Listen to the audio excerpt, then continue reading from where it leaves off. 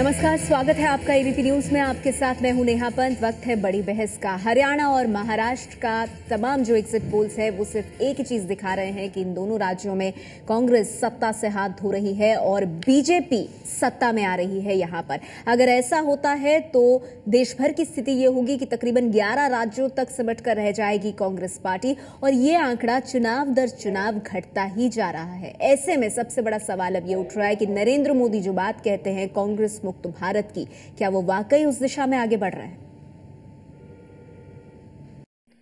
कांग्रेस मुक्त भारत ये भाजपा का नारा नहीं है, ये जन जन का संकल्प है।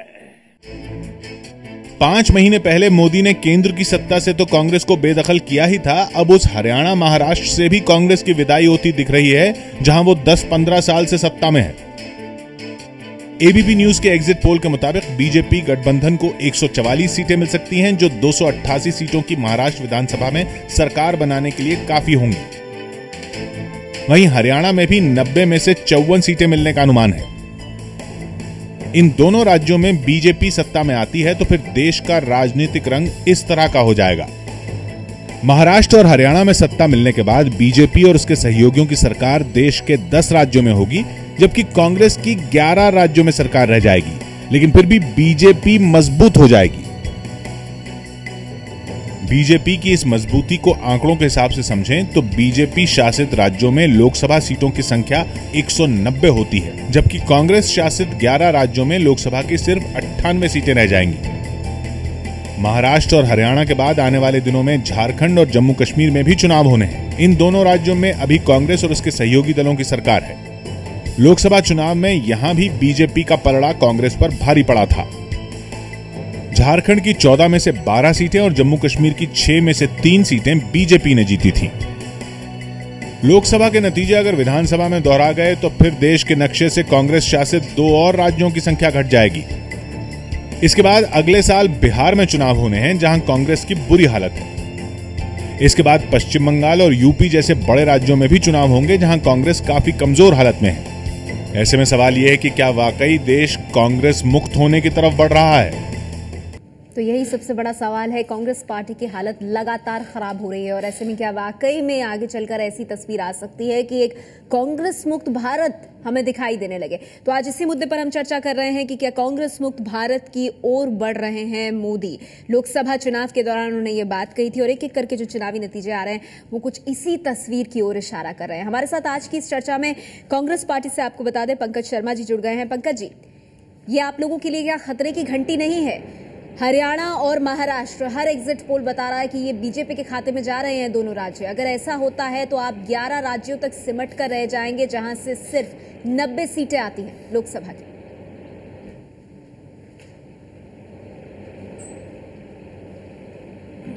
नहीं, एग्जिट पोल के बारे में तो मैं कुछ नहीं कहना चाहता। आपका एग्जिट पोल या दूसरे चैनल्स के एग्जिट पोल क्या बता रहे हैं, 19 तारीख को नतीजे आ ही जाएंगे, उसके बाद पता चलेगा। एग्जिट पोल के आधार पर तो मैं कोई टिप्पणी नहीं करना चाहूंगा कि किस तरह के नतीजे आने वाले हैं। लेकिन पंकज जी, आप एग्जिट पोल को भूल भी जाइए। आप ये देखिए कि स्थिति किस तरह से खराब हुई है। एक एक करके राज्य आपके हाथ से छूटते गए हैं। वो दिल्ली हो, वो राजस्थान हो, वो मध्य प्रदेश हो, तमाम राज्य, आपकी स्थिति कहीं अच्छी नहीं लग रही है। और लोकसभा चुनाव 44 सीटों पर आप आ गए। लोकसभा में विपक्ष का पद तक आपको नसीब नहीं हुआ है।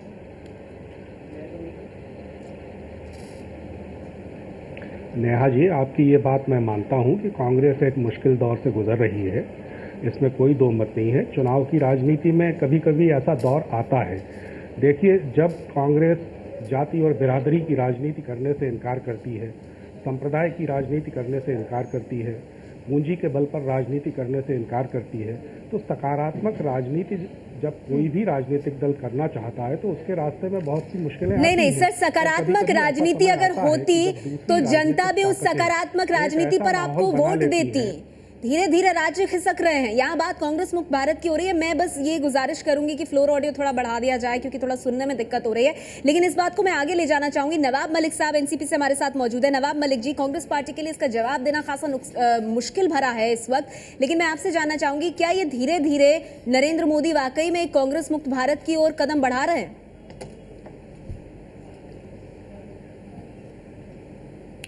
देखिए, कांग्रेस मुक्त भारत ये उनका नारा हो सकता है, लेकिन देश में किसी राजनीतिक दल का आगे बढ़ना, दूसरे राजनीतिक दल खत्म हो रहे हैं, ये कहना गलत होगा। हाँ ठीक है, इस बार हो सकता है कि भारतीय जनता पार्टी को अधिक सीटें महाराष्ट्र में मिलें, लेकिन वोट भी अगर लोगों को मिलता है तो क्या वो वोट जो अन्य दलों को मिल रहा है वो उनके साथ खड़ा है, ये उससे आप इनकार नहीं कर सकते।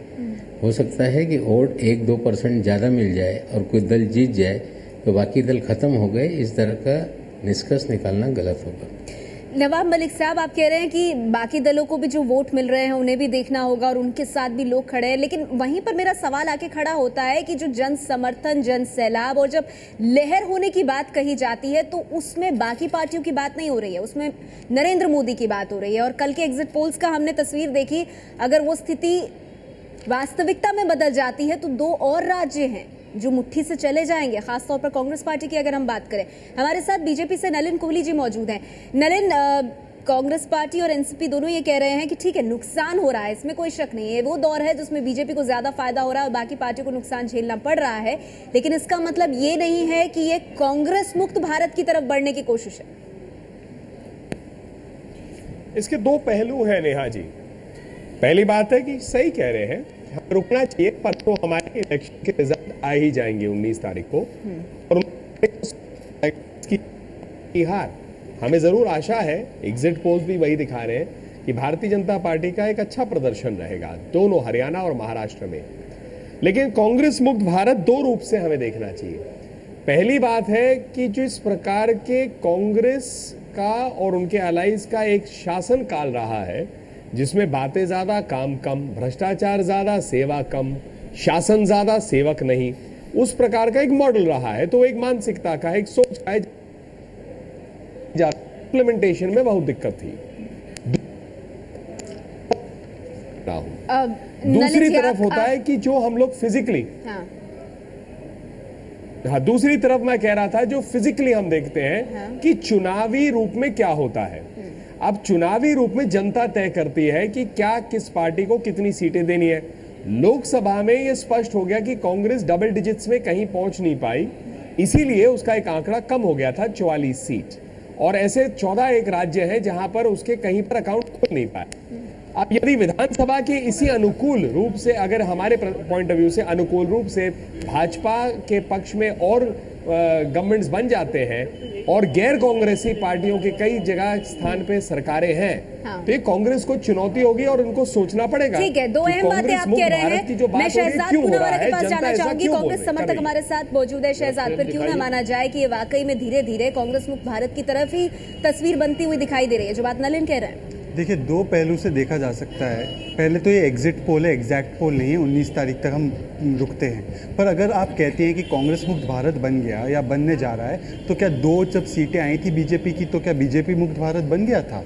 दूसरी बात मैं ये ज़रूर कहना चाहूँगा, और यहाँ पे पहले भी कही गई है कि जन सैलाब है मोदी जी के लिए, लहर है, सुनामी है, ये सारी एडजेक्टिव्स आप इस्तेमाल कर रहे हैं, फिर भी इनको महाराष्ट्र में आपके एग्जिट पोल के हिसाब से 26% मिल रहा है। मतलब आज भी 74% लोग कांग्रेस मुक्त भारत के बात पर नहीं जा रहे, इनको जो वोट नहीं, मिला लेकिन है। कांग्रेस, मुझे ये बताइए, ऐसी हालत हो रही है कि कांग्रेस मुख्य विपक्षी पार्टी के तौर पर राज्यों में भी नहीं दिखाई दे रही है। चलिए रुक जाते हैं 19 तारीख तक नतीजों के लिए, लेकिन अगर आप स्थिति का विश्लेषण करें तो ना वो केंद्र में हो रहा है ना वो राज्य में हो रहा है। शहजाद, बड़ी बात तो ये है कि कांग्रेस पार्टी की सीटें, कांग्रेस पार्टी के हाथ से राज्य, कांग्रेस पार्टी की स्कीमें, अगर मैं आपकी बात मान लूं, वो भी मोदी जी उसको भी पूरा करके उसका क्रेडिट ले रहे हैं, अगर आपकी भाषा में बोला जाए। और इसके अलावा जो आप लोगों के बड़े नेता हैं, बिल्कुल वो भी आप तक नहीं बचे, तो रिवाइव करने की बात कहां से आती है कांग्रेस पार्टी के पास? नेहा जी, आपने तो मेरे मुंह से शब्दों को छीन लिया कि ये कौन सा कांग्रेस मुक्त भारत है कि कांग्रेस की नीति और कांग्रेस के नेता लेकर ये बनाने की कोशिश कर रहे हैं। जनता नहीं समझ रही है ना शहजाद, जनता तो अगर बीजेपी को वोट दे रही है, अगर मोदी की बात सुन रही है,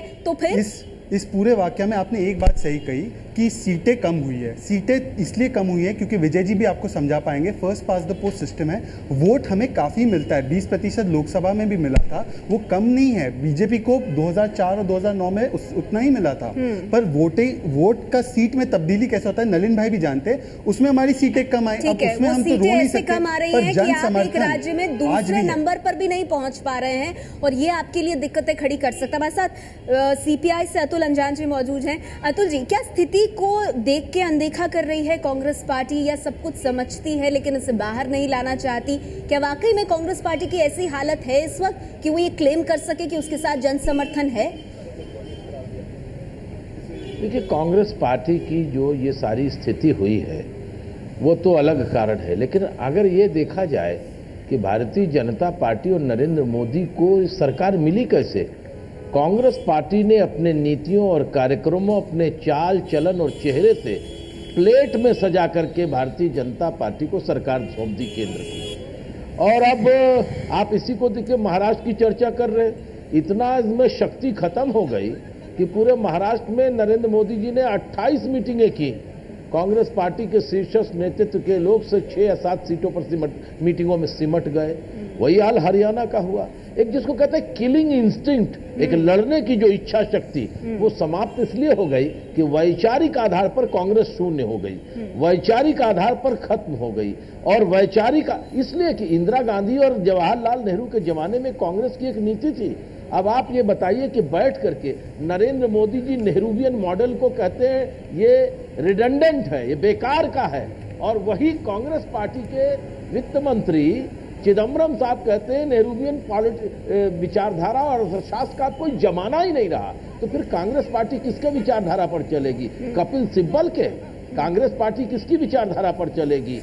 ये सवाल खड़ा हुआ। और क्या कांग्रेस पार्टी इस बारे में सोच रही है? सवाल वो है नहीं, लेकिन एक बहुत अहम बात आपने उठाई है, मैं इसको आगे ले जाना चाहूंगी। आरएसएस विचारक राकेश सिन्हा जी भी हमारे साथ मौजूद है। राकेश जी, एक सवाल ये भी है कि क्या आपको ऐसा लग रहा है इस वक्त बीजेपी को भी कि दूसरी तरफ अगर कांग्रेस पार्टी की बात की जाए तो हालत बहुत कमजोर है, इतनी गलतियां शायद हो रही हैं कांग्रेस के खेमे से, या उस तरह का नेतृत्व नहीं दिखाई दे रहा कि उसका ऑटोमेटिक फायदा जो है वो बीजेपी को मिल रहा है? शायद अपने कामों से उतना ज्यादा नहीं मिल रहा जितना कांग्रेस की कमजोरियों की वजह से मिल रहा है इस वक्त।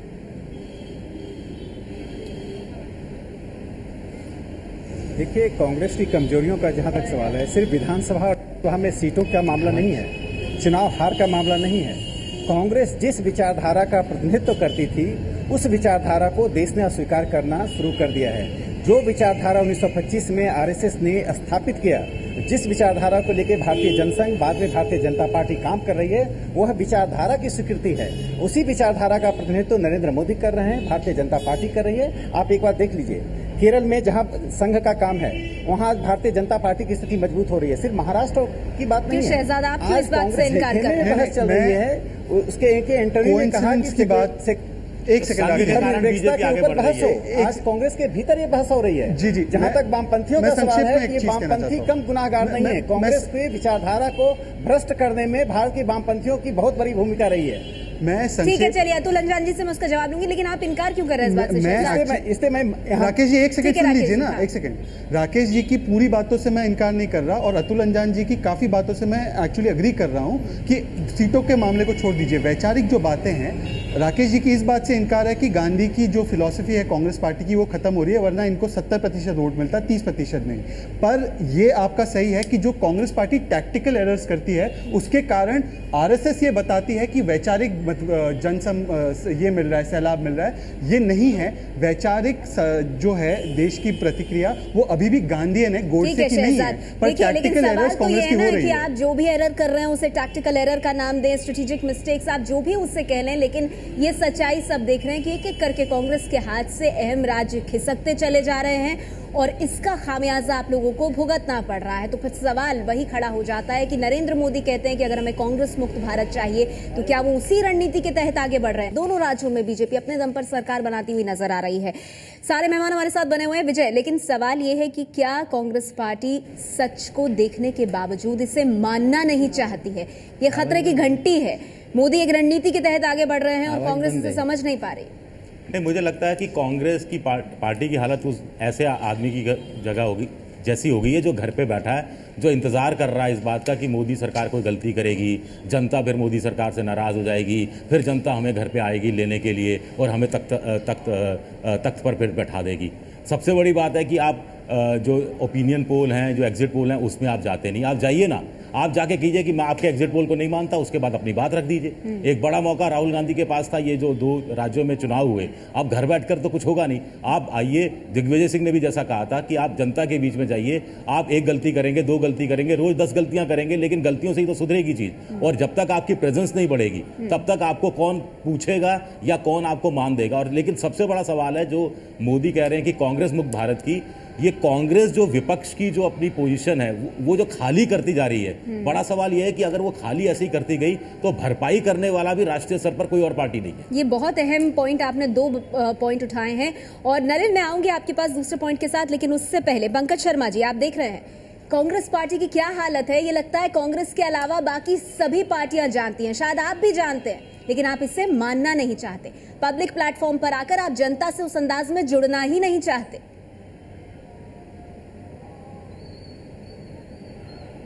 कांग्रेस जितनी जनता से जुड़ी हुई है उसकी मिसाल ये है कि पिछले लोकसभा के चुनाव में जो 55 करोड़ लोग वोट देने गए थे, उनमें से 38 करोड़ लोगों ने भारतीय जनता पार्टी को वोट नहीं दिया है।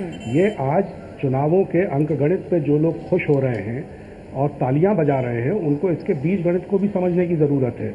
रह गई कांग्रेस मुक्त भारत की बात करना, वो लोग कांग्रेस मुक्त भारत की बात कर रहे हैं जिस कांग्रेस ने देश को अंग्रेजों से मुक्त कराया, जिस कांग्रेस। पंकज जी, आप क्या उसी इतिहास में रहेंगे हमेशा? आप उसी इतिहास में रहेंगे पंकज जी? क्योंकि देखिए सीटें 44, मैं नहीं जाती एग्जिट पोल पे, नहीं, लेकिन सवाल का जवाब भी तो मिलना चाहिए। 1 मिनट पंकज जी, 44 सीटें लोकसभा में विपक्ष का पद आपको मिल नहीं रहा। आप ही कह रहे हैं आपकी स्कीम्स जो है उन्हें मोदी सरकार आगे बढ़ा रही है, स्कीम्स आगे नहीं रही, आपके नेता आपके अपने नहीं रहे, तो बचा क्या है आपके पास खुद को रिवाइव करने के लिए? थोड़े दिनों के लिए ठीक है, थोड़े दिनों के लिए एक दौर देखिए किस तरह से इस बार सत्ता पर कब्जा किया गया और किस तरह के साधन संसाधनों का इस्तेमाल किया गया। वो हर जगह किया जा रहा है, वो महाराष्ट्र में भी किया जा रहा है। क्या आप देश के जनता के ऊपर में आरोप लगा रहे हैं कि वो बेवकूफ किस तरह के नकली सपने बेचे गए, नलिन कुछ कह रहे हैं आधार पर नहीं, देश की जनता पर आरोप नहीं लगा रहा हूँ, देश की जनता पर आरोप नहीं लगा रहा हूँ मैं। नलिन जी, मैं पंकज जी कुछ कहना चाहता हूँ, लोगों पर ये आरोप लगा रहा हूँ। पंकज जी, मैं कुछ कहना चाहता हूँ, आपने अभी 2 आरोप लगाए, मैं भी कुछ सपनों के सहारे जिस तरह से सत्ता मैं कुछ कहना चाहता हूँ, अच्छी बात है, लेकिन सकारात्मक राजनीति। पंकज जी, आपने अपना ज्ञान दे दिया है, पंकज जी एक मिनट, नलिन की बात सुन लेते हैं। हाँ बोलिए नेहा जी।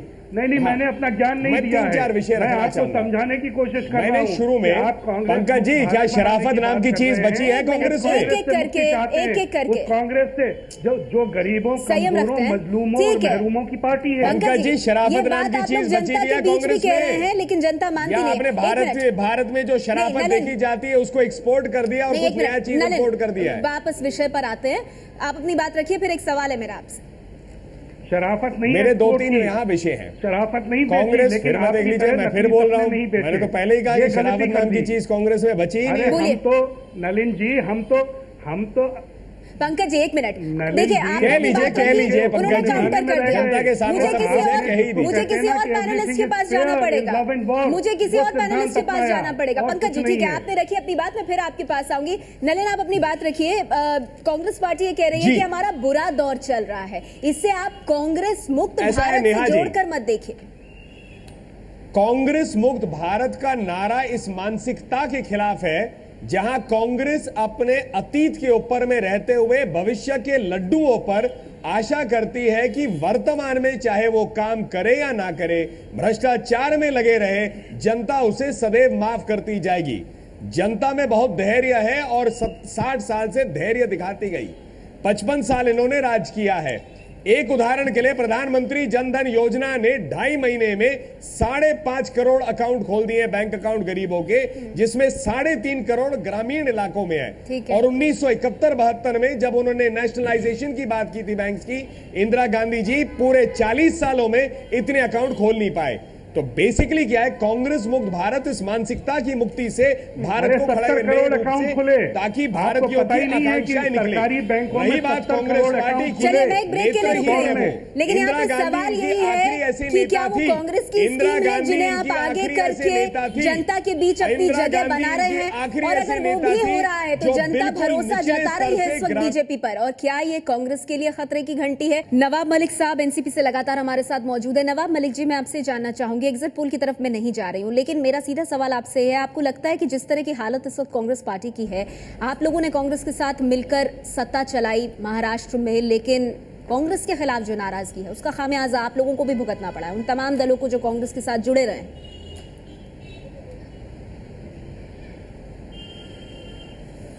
ये बात सच है कि कांग्रेस की जो कार्यशैली है उसमें सबसे बड़ी समस्या है निर्णय लेना नहीं, समय पर कोई फैसला नहीं करना, बहुत देर तक चीज़ों को लटकाए रखना, ये एक सबसे बड़ी समस्या है।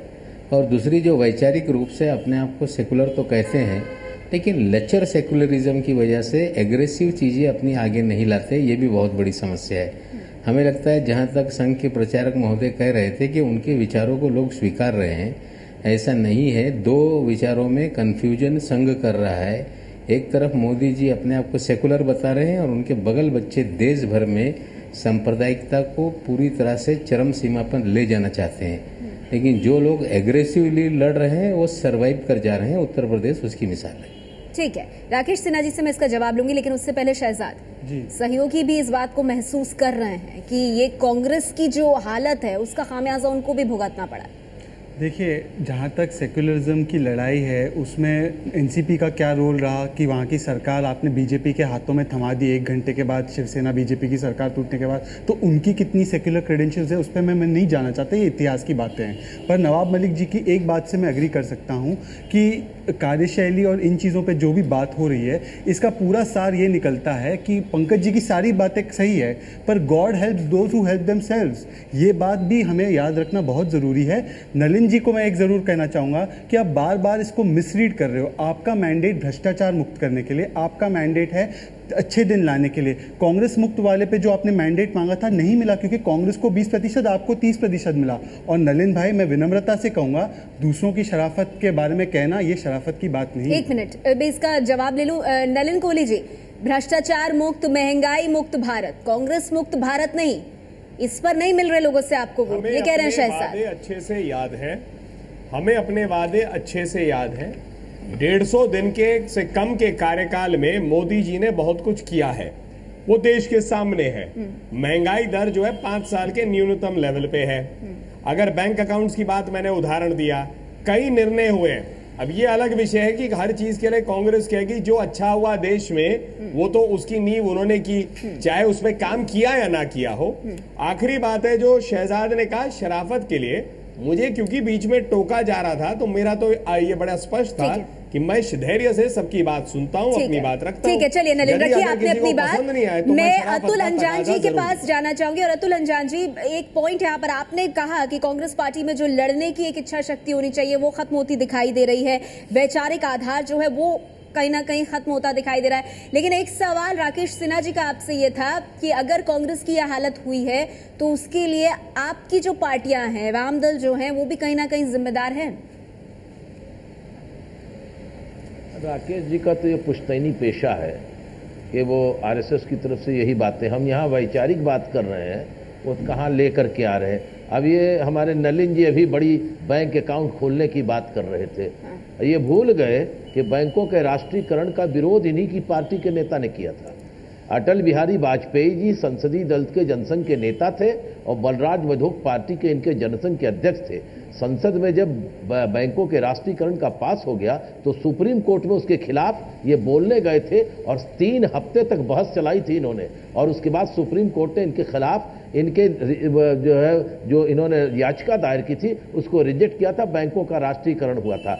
आज देश के अंदर इन 40 सालों में ये सारे के सारे, और मैं आपको बताऊं नलिनी जवाब मत दीजिएगा, उस जवाब को पढ़ने से पहले बलराज बधोक जी की पूरी किताब पढ़ लीजिएगा। और उस किताब में उन्होंने क्या लिखा था कि हमने ये विरोध इसलिए किया था, और अटल बिहारी वाजपेयी जी ने विरोध इसलिए किया कि देश के सारे कॉमर्शियल बड़े बड़े चीज बताइए अतुल अंजान जी, वो बैंक राष्ट्रीय रही होंगी, पास्ट में ऐसी नीतियां रही होंगी जो नीतियां कांग्रेस पार्टी की नीतियों से इतर थी, लेकिन आज इन्हीं बातों को अगर आप जनता के सामने रखते हैं अतुल अंजान जी, महाराष्ट्र की रैलियों में, हरियाणा की रैलियों में, तो लोग क्यों नहीं सुनते? सवाल ये है नेहरूवियन पॉलिसी के खिलाफ, नेहरूवियन पॉलिसी के खिलाफ जो नरेंद्र मोदी जी हमला बोल रहे हैं, प्राइम मिनिस्टर होकर नेहरू की नीतियों पर खुलकर हमला बोलिए।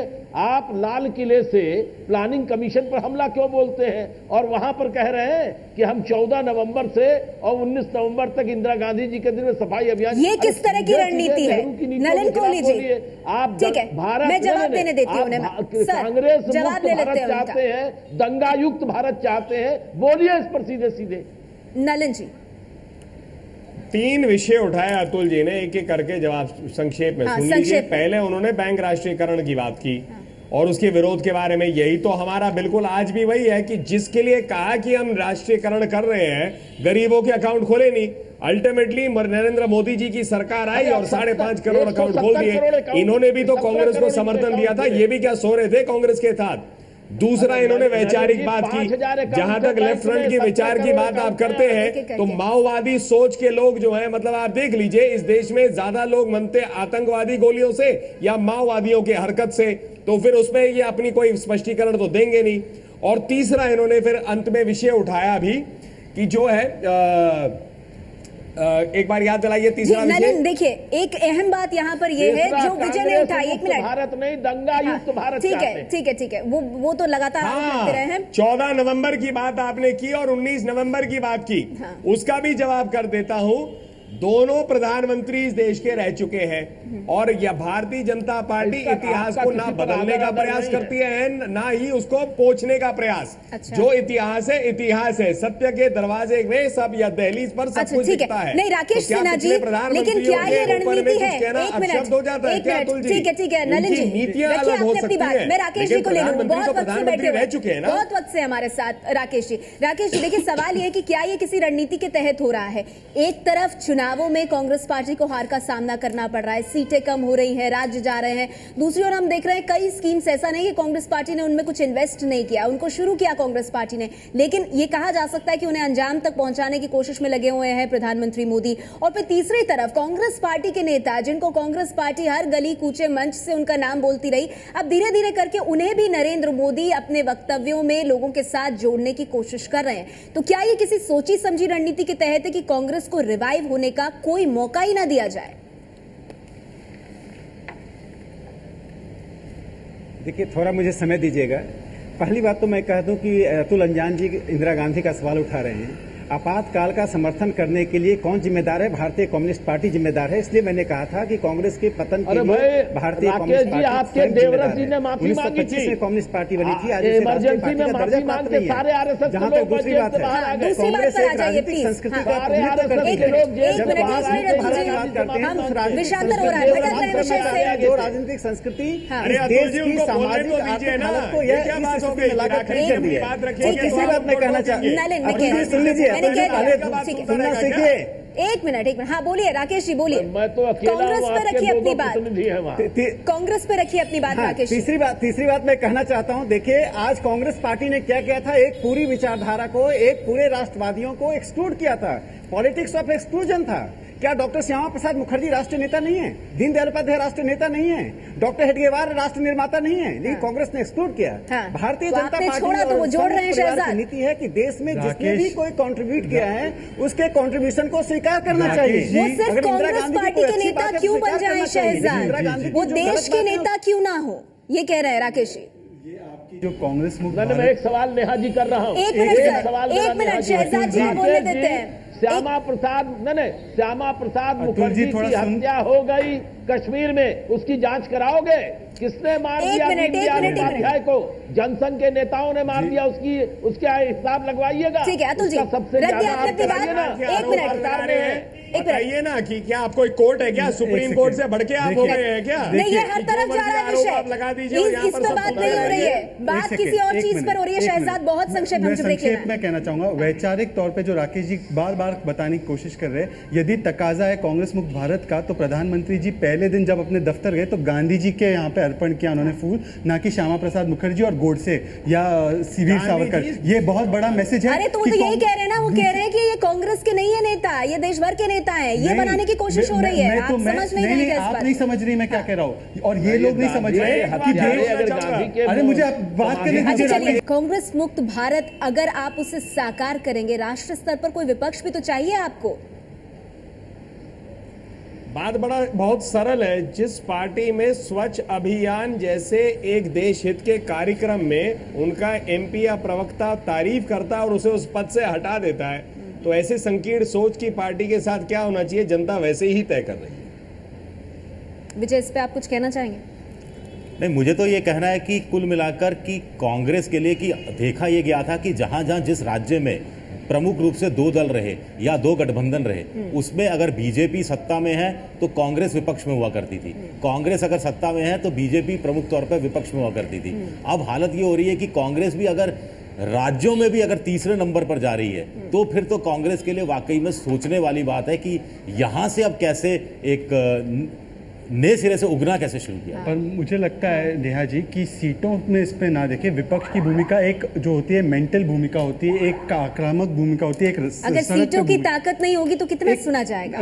मैडम, पर अगर लोकतंत्र में तो सर गिने जाते हैं, लोकतंत्र में सर गिने जाते हैं, परसेंटेज नहीं गिना जाता। करेक्ट, आपकी बातें सही है, पर मेरा एक दूसरा कहने का मकसद समझिए कि सीटें कम भी हो तब भी आपको जमीन पर आना पड़ेगा। और मेरी यही राय रहेगी कि first time voters, floating voters जो है, उनके माइंड स्पेस को कैप्चर करने के लिए हमें कांग्रेस को will have to help themselves. They can't rely कि मोदी जी खराब करेंगे तो जमीन पर आने वाली बात तो फिर तो वो तो नेता पे लागू होनी चाहिए ना, राहुल गांधी पे लागू होनी चाहिए। और एक फाइनल चीज मैं ये कहूंगा कि कांग्रेस मुक्त भारत मतलब गांधी और नेहरू मुक्त भारत, पर ये मोदी जी भी नहीं चाहते, इसलिए वो कांग्रेस लिप्त हो रहे हैं। अच्छा ठीक है, मेरे पास वक्त कम है। पंकज शर्मा जी, मुझे ये बताइए आप बहुत संक्षेप में सर, आगे झारखंड की बात, जम्मू कश्मीर की बात, फिर आगे बिहार होगा, यूपी होगा, कहीं दिख रहा है आपको भविष्य?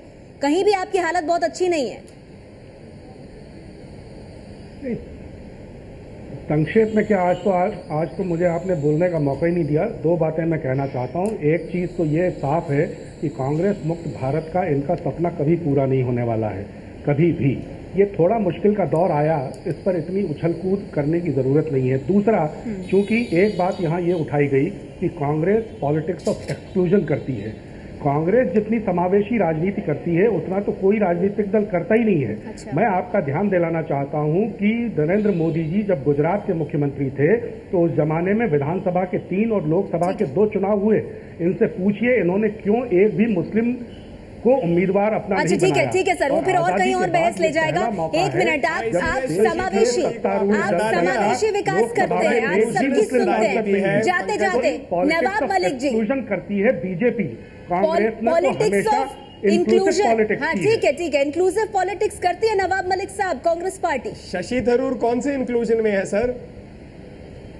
संजय जोशी। एक मिनट, नवाब मलिक से मेरा सवाल है। नवाब ऐसा है, जो हमारी बहस है,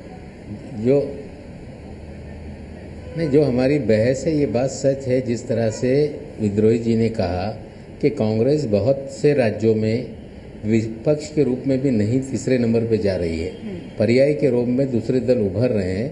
इसको स्वीकार करना पड़ेगा कि जिस तरह से लड़ना चाहिए, बाय डिफॉल्ट ये लोग राजनीति में बना रहना चाहते हैं, लड़ के राजनीति में नहीं रहना चाहते। यही कांग्रेस की सबसे बड़ी कमजोरी है। चलिए, वक्त मेरे पास इतना ही है। बहुत बहुत शुक्रिया आप सभी मेहमानों का। तो कांग्रेस पार्टी को यह समझने की जरूरत है कि अगर उसके हाथ से एक एक करके राज्य जा रहे हैं तो जनता का मूड क्या कह रहा है। वो कांग्रेस मुक्त भारत की तस्वीर ना हो, लेकिन जाहिर सी बात है कि कांग्रेस को बड़ा नुकसान हो रहा है और उसका पूरा फायदा मोदी सरकार उठा रही है।